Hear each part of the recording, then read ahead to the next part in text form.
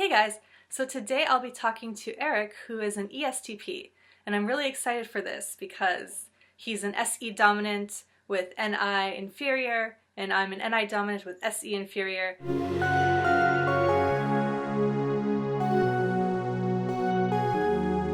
Yeah, I just thought we would just talk about like SE and NI and how we experience those two functions, and yeah, it would just be really cool to hear your perspective as a higher SE user. I mean, I could sum up at least the SE component of that Sure. down to discomfort with uncertainty. So the need to see, smell, touch, hear, interact directly with something, and just a general strong bias towards getting my hands dirty. You know, in terms of learning styles, that sort of thing, I would say SE kind of drives the ship on that one. So I'm always going to be, let me try it myself, let me push the button myself, that kind of thing.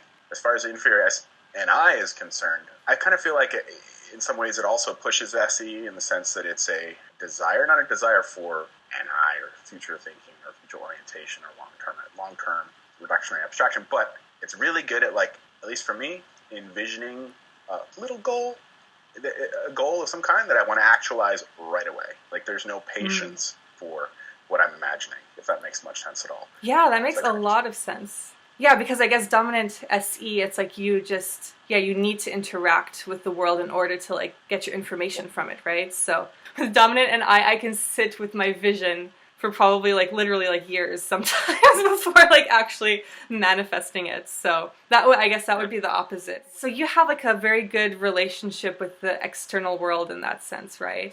It's like, it's helpful and useful to you? It is. At the same time, I think it can be a little overwhelming, though, because sometimes if I have a narrow understanding of the way something should be, and it's not that, I'll pick up on that difference pretty much immediately and not be super happy with that difference. Right. So it can manifest in really meaningful ways in terms of, the way corporate structure or culture is playing out different from what I thought, to something as simple as, this amusement park or something doesn't look quite the way I thought it should, right?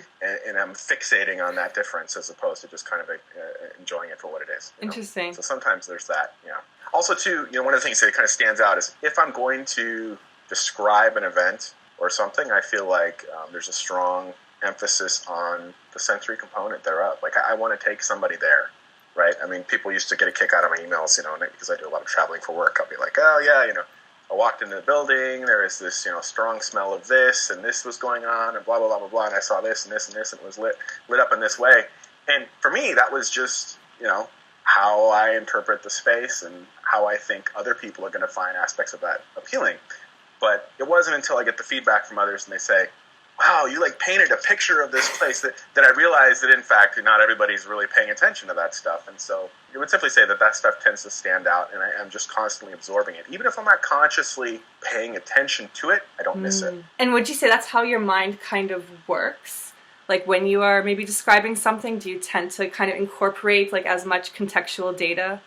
Yeah, for sure. And I would even say I go a step further than that, to say that there are decisions that could be made on other criteria that would probably be a lot more useful, a lot more diagnostic in terms of picking a course of action or something, but ultimately it'll come down to, does it look cool? Even if I can consciously say, well, this is stupid. So to give an example, I might pick a particular electronic device or piece of machinery or something, and I can objectively compare that one is better than the other, but this one looks kind of neat. First, yeah, aesthetics are super important to me. Going to other people's or my friends' houses and like seeing their rooms, that they weren't as like aesthetically thematic or tied together nicely. They just had a bunch of random stuff, and I was like, wow, how can people live like this? Like, I guess even just with inferior SE, just having that space that I enjoy just purely on an aesthetic level is something that just makes my life significantly happier, even though I know it's kind of like maybe shallow, but I don't know, it's just such a pure intrinsic happiness. I don't feel like I have the same tolerance for the same things that I think a lot of people do. Right. Because I get it right away. Oh yeah, yep, I see it, yep, okay, this is great. And then I've talked to other people, they're like, oh, when I'm there, I can imagine this, castles, I'm thinking at this point, right? I imagine this popping up over the hills, and this is here, and there's this thing, and I'm just like, no, that's a wall. It's there. Right. And I can appreciate it for what it is, but ultimately I can't, in the moment, think beyond what I'm actually seeing. Right. Or directly experiencing. And right. I'm a little jealous of that, right? I mean, I can't look at a little hut and imagine a little witch popping out in the woods or something, like as people do. And I'm like, and that'd be cool to be able to kind of be half in, half out of your mental process. But when I'm actually there, it just is. It just and, is. Yeah. That's kind of a bummer, right? But that's not cool though. beforehand or after the fact. So then you can think about it in retrospect or anticipation of, and it can be interesting. Right. So that, I guess, drives you probably to seek out like new experiences and such, right? Yeah. Yeah, it's interesting. For me, it's very different. It's like once I find some sort of SE experience that I know that I like, I'll be very hard pressed to change that because it's like, yeah, I already have that anticipation of knowing that I will enjoy this thing. Like if there's a certain restaurants, like I will probably just order the same thing at this restaurant and the same thing at that restaurant because it's like, yeah, it's like a 100% certainty, yes, I will enjoy this experience. And it's like maybe it's like I like living up to that NIA ideal, and it's like I found something that matches that internal kind of construct, so I'll keep going back to it. I relate extremely strongly to that concept. Okay, cool. And in fact, when I go to restaurants, I order the same things over and over and over again because I have already established that baseline of enjoying it. Right. Where I will get in trouble, though, is not being content with the status quo. It's not so much that I need a new experience that's wholly different from the one before. It's that I will very quickly exhaust the goodness of it, and I want to go, okay, we can take this a step further, we can do more, blah, blah, blah, blah. Right. But, again, personally, there's like a wall there for me. I'm not into the way out there experiences. Like, I'm not a skydiver or any of those things. So then I'm immediately overwhelmed, right? Right. I'm like, too much at once. Even something basic as, I put some hot sauce in this thing. Can we make it hotter? Right. Kind of thing. I mean, even just simple things like that can be fun. It's interesting. I think we do have a lot of similarities being on the same axis. That SE and I, our axis is very much kind of grounded in reality. And like you said, we kind of don't tend to imagine things like a witch popping out of a out of a castle or things like that. Like I actually just very recently had this conversation with Calypso where she was kind of very astounded that I don't have such random thoughts. And I was like, my thoughts pretty much only pertain to like what could happen in reality. And she was like, really? You don't like just imagine yourself like randomly floating on Venus or something like that? And I'm like, I don't know. Like, I guess I could imagine human race colonizing Venus or something like that. But like, right. But I tend to think of things that actually could be manifested somehow. Or even things like maybe like spiritual dimensions where like we'll never know if that exists or if not, but there's still maybe like an element of like it's a possibility. So that would be like the most nonsensical thing that I think of, but I'm curious if it's similar to you. When it comes to, floating on Venus type concepts, much more like yourself in the sense that I can picture a wide array of different things, but I have to use building blocks that I've seen or experienced or know to be true. Yeah. So the Venus is like, okay, we're going to have a colony, it's going to be there. There's going to be an oxygen supply. Yes, we have to have airlocks. Yes, it's going to be a pain. And here's all these things. We have to ship energy in from these different locations and make sure that, this. So I'm already thinking of like the logistic component of what this is. Not necessarily trying to solve the problem, but those are the things that I'm actually thinking about and envisioning. I'm not just free floating on Venus. Like, that's not going to work. Like I have to be propelled there. I have to be in a vehicle or something. So it has to be grounded in some experience that I know to be plausible. You even see that in art too, right? So I will appreciate art that is a step removed from reality, so we're still iterating on reality, as opposed to something that's just, what is the Salvador Dali? I think it's Dali. Right. You get the clock melting off the thing. They're just like, yeah, it's cool. Can't relate. Okay, move next. Kind of thing. Where some people are like, oh, but it's meaning this, and I'm just like, no, it's a melting clock. And it's cool because, like, yeah, we can't entertain these NE kind of SI weird thoughts, but it's just like, yeah, it's just our minds never actually go to that on their own, right? It's really interesting. And because Calypso was kind of actually horrified at this revelation. She was like, oh my gosh, your minds must be like so boring. But then I'm like, but there's so much joy in like experiencing the real world as it is, or like trying to predict these kind of future projections, like the Black Mirror stuff. And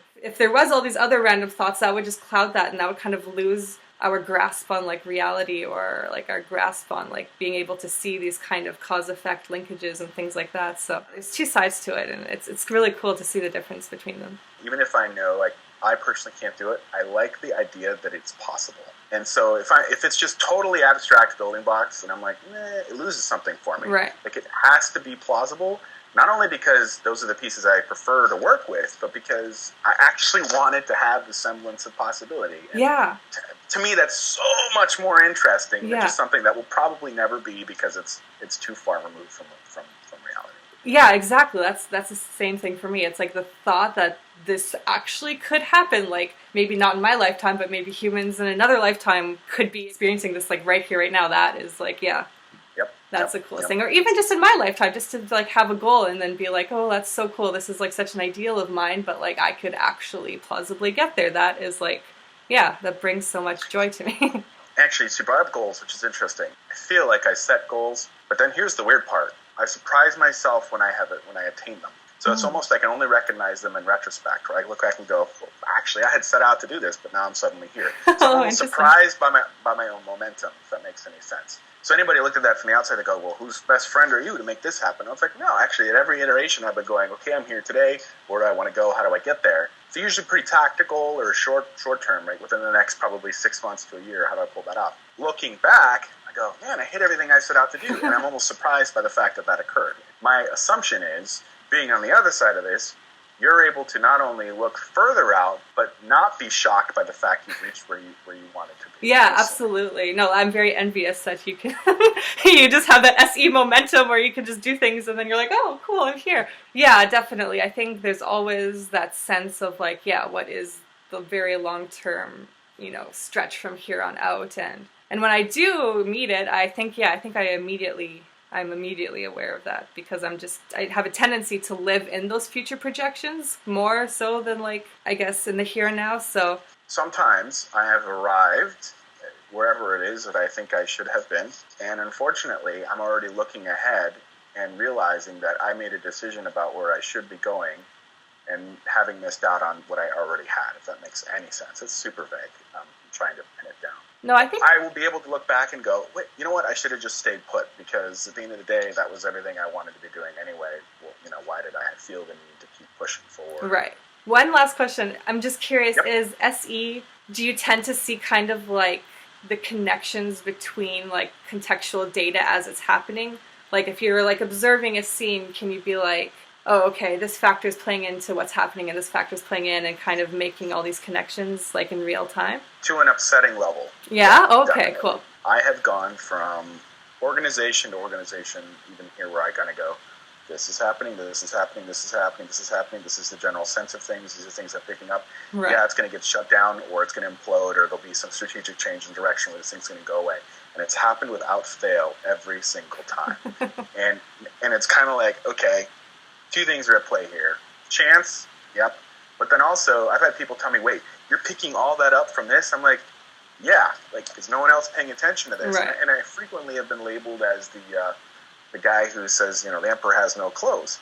But I think it's just because no one's really paying attention to the naked emperor, because, ultimately, at the end of the day, like, these things are pretty apparent, at least to me. And also, I'll be able to do a really good job of kind of articulating how I arrived at a conclusion and all the little data points that got me there. Right. And be able to emphasize and de-emphasize the ones that really tell a story. There'll be little things from facial cues in a meeting, right, that might tell us, how something went, all the way down to just a general sense of, cultural well-being that will ultimately play out in terms of where people go. And that's something that, I think we should, as an MBTI community, like, see as SE. Because I think for me, it's like there definitely is that like seeking that kind of cause and effect linkage as well, but I think it just takes me way longer to get there. It's like I need that repeated incidents of very similar things occurring for me to like finally click and make that pattern. And probably generally I'm just not that attuned at everything that's happening around me. Like I guess at NI focus, right? I'm probably more like if I'm expecting something, I'm probably more looking for aspects of that rather than aspects of other things, and it just takes a while to build up that kind of cause and effect relationship, but I think SE probably just notices it as it's happening. And I'm actually wildly conscious of the fact that I'm very easily swayed by things that are happening in the immediate, and I'm kind of like, this is so stupid. Why am I thinking this way? But it does. It happens. I could very easily be manipulated by that situation. You get someone who feeds you just the pieces they want you to hear, and you're like, yeah, this works. So I do see through that, but at the same time, I'm very much content with whatever is happening in the moment, and if it works with what I hope to be happening in the moment, then I'm happy. If things are going poorly, then they will always go poorly, and that it's the end of the world, and this is bad, and things are going to continuously be bad, because these sensory things I'm picking up on are always going to be happening, and isn't this a terrible situation, and I can't look beyond that. So frequently I've had people tell me, especially early in my professional life, when things like this happen, it's like, dude, it doesn't matter that much. I'm like, but it does, because this is occurring, and the sky is falling, right? Yeah, there's like probably a benefit and a downfall to it. I guess like my side is that it probably takes me way too long to figure out that maybe things aren't going well. Like, and I needs that repeated instance of SE multiple times to finally click that like, oh, okay, maybe.